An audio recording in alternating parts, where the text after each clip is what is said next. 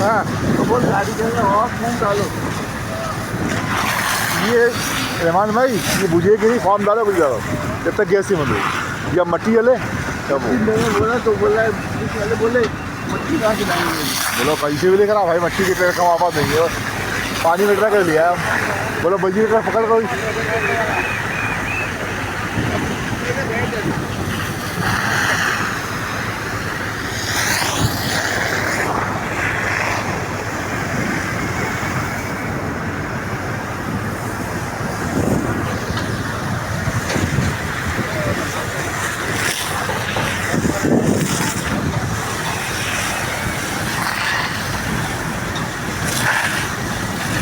बन रही मूल।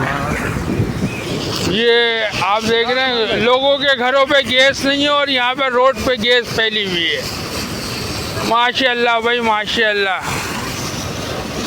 ये देखें आप गैस वालों को आधा घंटा हो गया है अभी तक के उनका कोई अता पता ही नहीं है।